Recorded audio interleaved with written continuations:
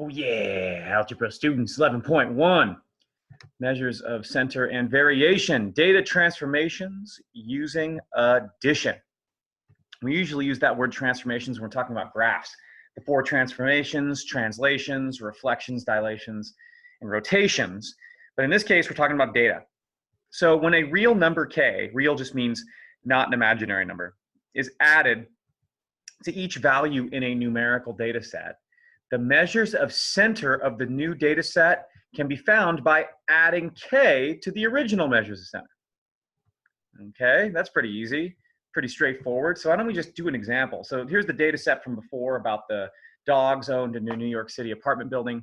And I've already found the measures of center and the measures of variation. But if 2, that's k, is added to every data value in the data set, how will the measures of center and the measures of variation be affected? Okay, let's start with the measures of center. So first, let's write the data set. If 2 is added to every single one of these, 0 plus 2 is 2. 1 plus 2 is 3. It looks like we're going to have 4 3s. And then 2 plus 2 is 4. So here's our new data set. So say everybody bought 2 dogs. And so now we want to know, well, what are the measures of center now? Well, the mean is just going to be the old mean, and this is what this says. It's just going to be, we're just going to add k to the original measures of center. So we're going to take the old mean, which was 1, and add 2. So the new mean is 3. And you can see that that's true. You could add all these together and divide by 6.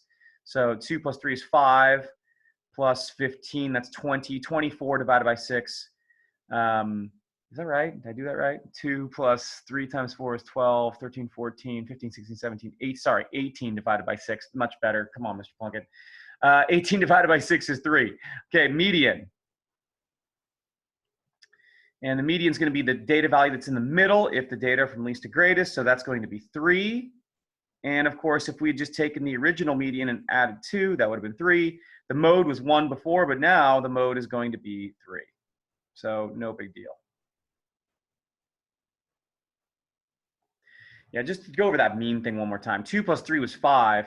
Plus 3 times 3 is 9. That's where I made the mistake. It's 14 plus 4 is 18. So thank you if you noticed that too. Okay, measures of variation of the new data set are the same as the original measures of variation. Now, why would they be the same? If you add 2, if this is the new data set, is this data set any more spread out? No, and that's what variation is really going over, is how spread out the data set is. Range is still going to be 2, and you can prove that rather easily. You could just do 4 minus 2 is 2. The IQR is still going to be 0, and I don't know if you can see the middle 50% of the data, it's going to be 3 minus 3, which is 0.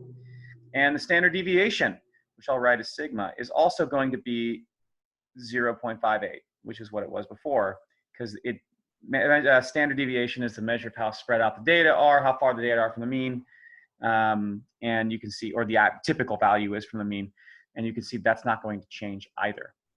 Okay, that sigma is terrible. I agree. I know you're all making fun of me for it. You know, you've all been practicing your sigmas. Okay, data transformations using multiplication. Okay. When each value in a numerical data set is multiplied by a real number k, where k is greater than 0, so not multiplying by a negative number, the measures of center and variation can be found by multiplying the original measures by k. Just to show you this, say that every data value got multiplied by 3. So that means you got 0 times 3 is 0, 1 times 3 is 3. So now we're going to have a bunch of 3s. And then 2 times 3, the last data value times 3 is 6. Okay. Now in this case, both the measures and the center and the variation are going to get multiplied by 3. So the mean, instead of being 1 as it was before, you're going to multiply that by 3 and you get 3. The median, instead of being 1 as it was before, you multiply that by 3, you get 3.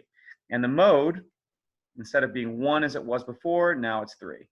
And the measures of variation, the range, now instead of being, 2, you're going to multiply that by 3 and get 6. Is that true? Well, take 6 and subtract 0. Yep, it's 6.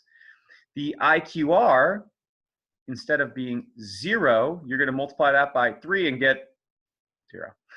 The middle 50% of the data are still the same value.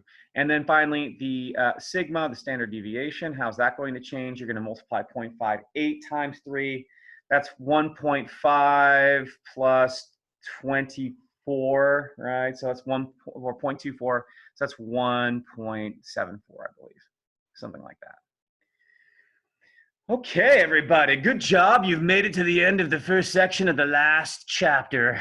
I miss all of you in class. I hope you're having a good time learning math online. Have a good day, guys.